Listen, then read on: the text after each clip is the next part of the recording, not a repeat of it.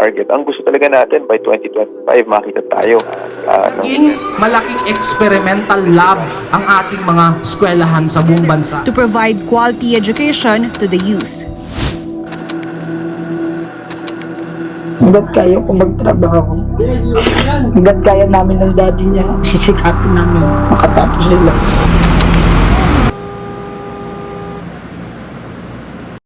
Art Vincent Esmedas.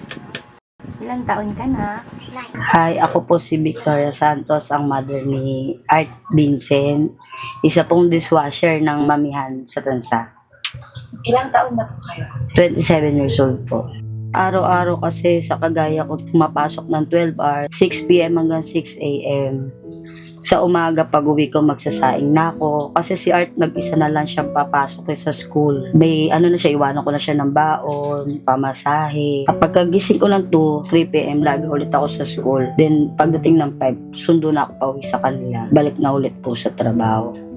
Ba't mo nagustuhan yung pagiging animator? Lahat ng papanood ko din, lagi ako naging masaya. Ano yung gusto mong maibigay sa pamilya? Bahay, kotse. Marami ang pangarap kay Vince. Pero isa lang papangako ko. Hanggat kaya ko magtrabaho, hanggat kaya namin ng daddy niya, sisikapin namin makatapos sila. Klase talagang nahihirapan, napapansin niyang hindi kaya. Nagugulat na lang ako, nilalapitan niya yun. Tapos tinuturuan niya. Biruin mo yung nanay niya nagtatrabaho mula alas 6 ng gabi hanggang alas 6 ng umaga. Tapos yung kanyang papa naman, nagtatrabaho ng buong araw. Kaya hindi rin naman talaga ginusto ng kanilang magulang yung ganung sitwasyon. Sadyang wala silang mahanap na ibang paraan para magkaroon ng mas maayos na buhay. Sa Barangay Potrero, may daang-daang scholar na nakatatanggap ng tulong pampinansyal.